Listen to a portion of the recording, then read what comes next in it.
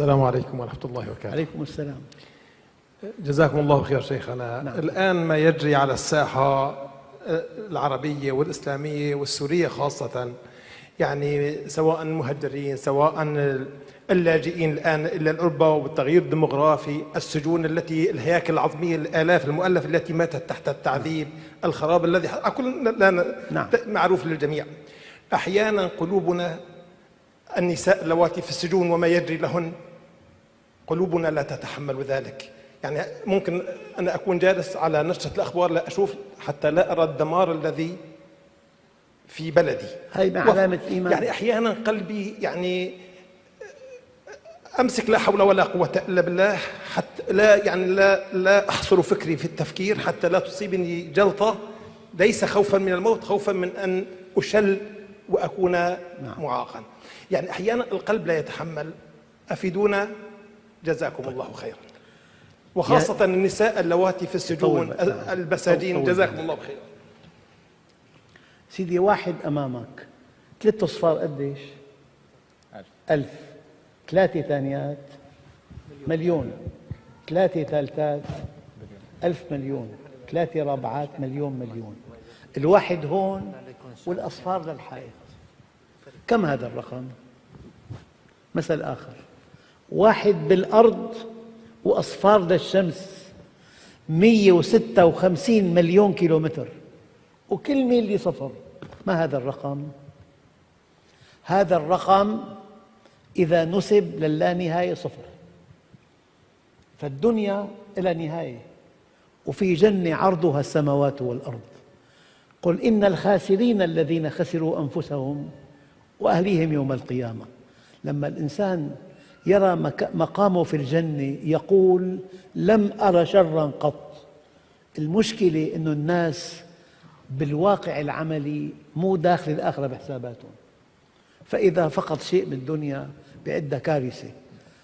الصحابة الكرام، النبي قال أوذيت في الله سيد الخلق وحبيب الحق وما أوذي أحد مثلي، وخفت في الله وما خاف أحد مثلي، ومضى علي 30 يوماً لم يدخل جوفي إلا ما يواريه إبط بلال وهو سيد الخلق وحبيب الحق.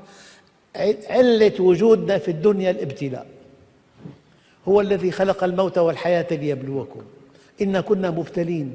البطولة ليست ألا تصاب بالابتلاء، لكن البطولة أن تنجح في الابتلاء. وصدق ولا أبالغ، أنا أتوقع أن بعد هذه المحن التي أصابت بعضاً من الدول العربية، بعد هذه المحن في قفزة نوعية إلى الله، وفي علاقة مع الله جديدة، وفي تغير نوعي إن شاء الله. هذا هو التفاؤل، والمؤمن متفائل. فكل محنة بعدها منحة من الله، وكل شدة بعدها شدة من الله.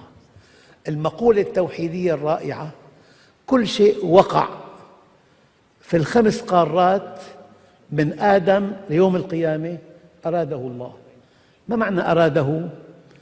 لا تعني أراده أنه أمر به، ولا تعني أراده أنه رضيه، لكن سمح به. كيف؟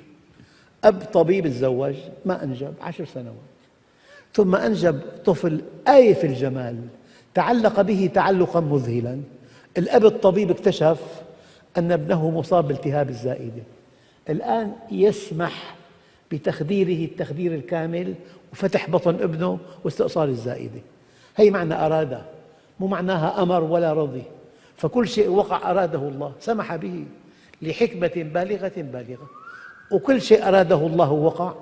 وإرادة الله متعلقة بالحكمة المطلقة، والحكمة المطلقة متعلقة بالخير المطلق.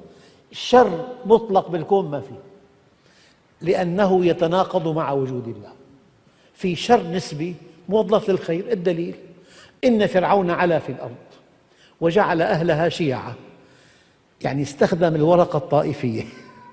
إن فرعون علا في الأرض وجعل أهلها شيعا يستضعف طائفة منهم يذبح أبناءهم ويستحيي نساءهم إنه كان من المفسدين. الآن دقق: ونريد أن نمن على الذين استضعفوا في الأرض ونجعلهم أئمة ونجعلهم الوارثين ونمكن لهم في الأرض ونري فرعون وهامان وجنودهما منهم ما كانوا يحذرون.